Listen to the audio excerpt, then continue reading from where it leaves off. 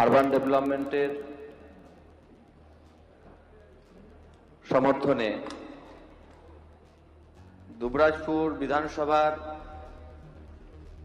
অন্তর্গত দুবরাজপুর শহরের অর্থাৎ পৌরসভা নিয়ে কিছু কথা এখানে উল্লেখ করতে চাই।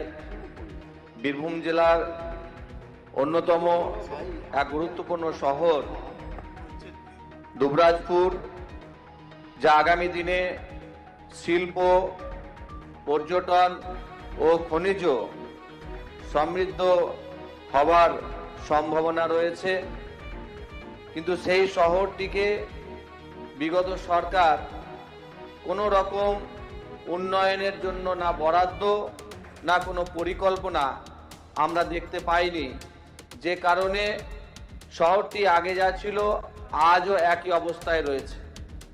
তাই বর্তমানে যেভাবে জনসংখ্যা বৃদ্ধি এবং শহরের বিস্তার হয়েছে, তার জন্য যে পরিকাঠামো এবং পরিষেবার প্রয়োজন, সেই পরিকাঠামো পরিষেবার কোনো রকম উন্নতি হয়নি।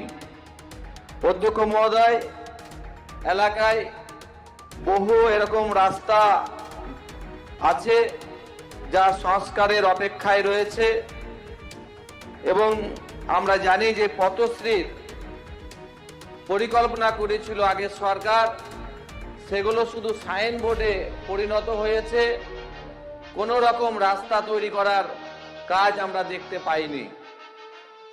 জল নিকাশির ব্যবস্থা অত্যন্ত শোচনীয়।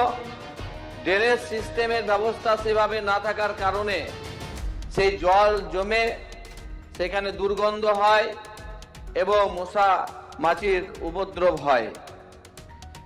এবং আমরা জানি যে দুবরাজপুর শহরের যানজট অত্যন্ত একটা গুরুত্বপূর্ণ বিষয়। সেই যানজট কিভাবে আগামী দিনে কাটিয়ে স্বাভাবিক করা যাবে, সেই ব্যাপারেও সরকারের আমি দৃষ্টি আকর্ষণ করছি। দুবরাজপুর শহরের ভেতর দিয়ে জাতীয় সড়ক 14 নম্বর যাওয়ায়, সেই জাতীয় সড়কের উপরে বিগত দিনে সরকার সার্ভিস ট্যাক্স নিত। এই বিষয়ে যখন মন্ত্রী মহোদয়ের কাছে জিজ্ঞাসা করেছিলাম, তিনি কোনো উত্তর সেভাবে দিতে পারেননি। কারণ জাতীয় সড়কের উপরে টোল ট্যাক্স নেওয়াটা আমার মনে হয় অন্যায় এবং সেই কাজ বিগত পৌরসভা করেছেন, তার তদন্ত হওয়া প্রয়োজন আছে। যেভাবে গতকালকেও দেখলাম জন্ম মৃত্যুর শংসাপত্র নিয়ে প্রত্যেকটা পৌরসভাতে যে ইনভেস্টিগেশন টিম গিয়েছিল, একইভাবে অন্যান্য বিষয়ের ক্ষেত্রেও নিয়োগ থেকে শুরু করে যারা বিভিন্নভাবে পৌরসভার বিভিন্ন সুযোগ সুবিধা নিয়েছে শুধু রাজনীতির কারণে, সেই বিষয়েও হস্তক্ষেপ দাবি করছি।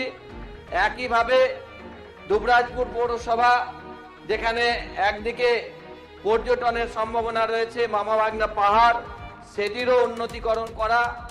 এছাড়া সেখানে কোনো চিলড্রেন পার্ক নেই বা কোনো সুপার মার্কেট সেভাবে নেই। তাই আধুনিকীকরণ করার জন্য অনুরোধ জানিয়ে আমি আমার বক্তব্য শেষ করছি।